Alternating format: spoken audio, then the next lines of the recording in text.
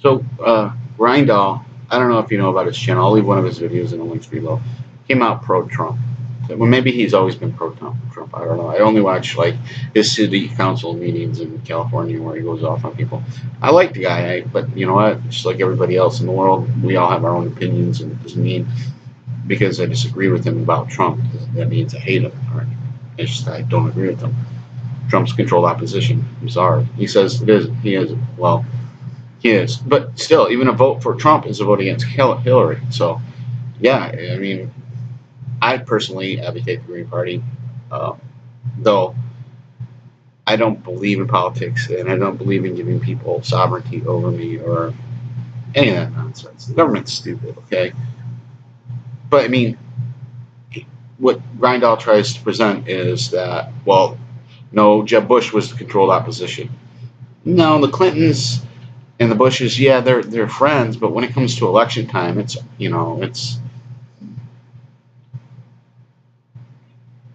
they're not on the same side anymore. It's like if we get elected, you have to follow our orders, and if you get elected, we will follow your orders. It's something along that line, you know.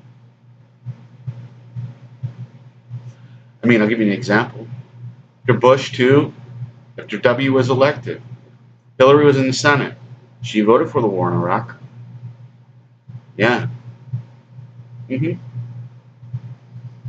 And she probably knew it was illegal, all based on lies.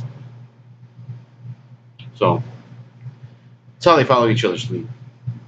And when HW was in office, you know, all that cocaine flew into Mena, Arkansas, while Bill Clinton was governor.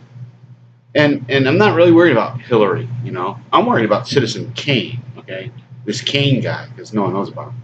And I'm really telling you, this is like Citizen Kane. This is some scary shit. Because Hillary's health is failing. I doubt if she even makes it to the election.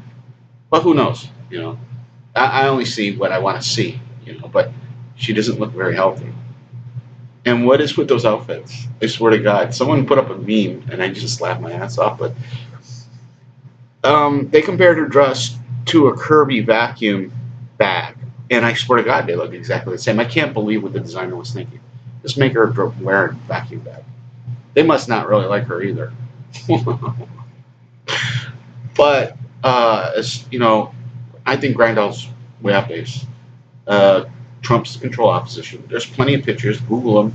Go to Google. Go to images, and type in Trump Clintons. There's plenty of them.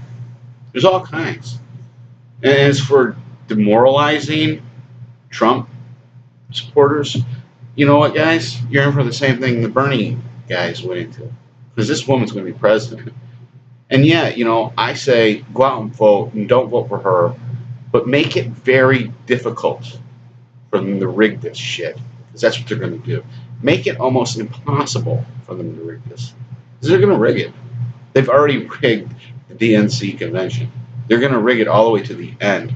But make it hard. Make it obvious. You know, that's why I say go out and vote. Because I personally, at heart, I'm an anarchist. I don't believe, and I'll argue it with anybody, and I'll never call you names if you disagree with me. But anarchy is actually not chaos; it's freedom. You say chaos is what government gives us. You say the police shooting all these people in Milwaukee, and chaos erupts. That's not order, people. It's not. It's chaos, and that's what the government orchestrates.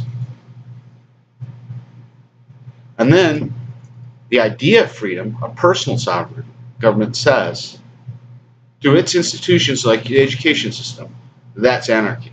So you got it all backwards, if you think that way. But no, Trump is controlled opposition. But make it difficult for them to rig this. Go out and vote. Make sure you vote. Just make it very, very, very hard. Because I don't know any Hillary supporters.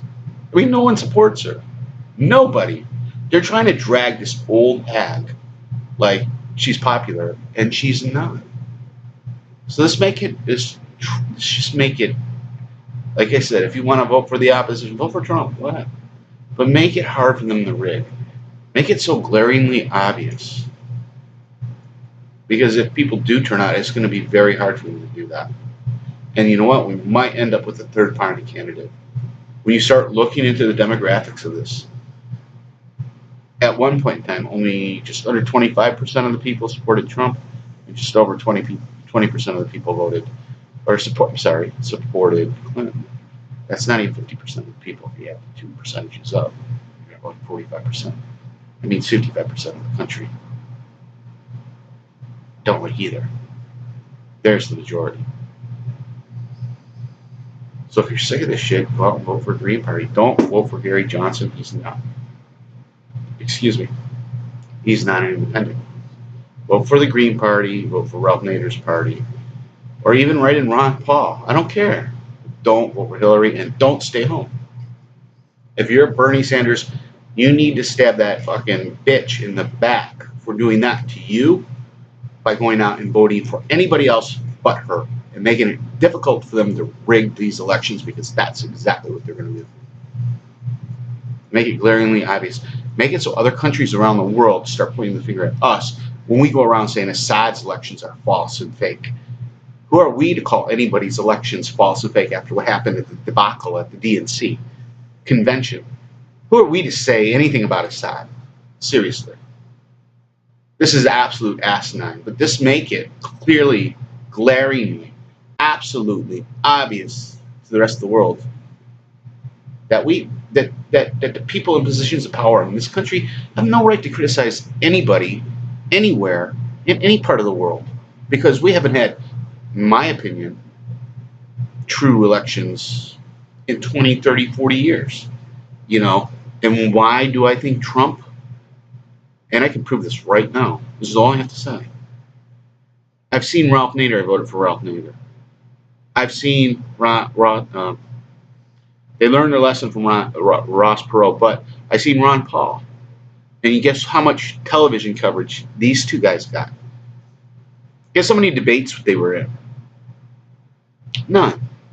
So the fact that Trump gets TV coverage, even though it's negative, proves one thing. It proves me right, because if they didn't want you to know about Donald Trump, he wouldn't be in the media. They wouldn't be talking about him.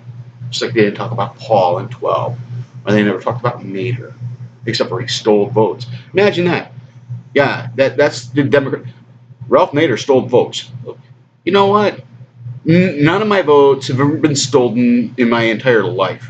I've always voted my conscience. And like the fucking retards I work with who, oh, you're going to lose, you vote for that guy. I'm like, why would you vote for something that you don't like? Well, it's the lesser of two evils, is what they always say. Well, I'd rather vote for something I wanted and lost than vote for something that I don't want and win. Because what have I won? Something I don't want? Where's the logic in that? But anyways, I don't know. I don't agree with Grindall, because Trump would have no coverage. They wouldn't mention his name, just like they'd never mentioned Ralph Nader's name, and they never mentioned Ron Paul's name. He's controlled opposition. And I'll leave Grindall's link, his video in the links, and that's my opinion. I'm telling you, I've seen it. I've seen it in 12. Who heard about Ron Paul in 12? Or Nader in 8, Nader in 4, Nader in 2000.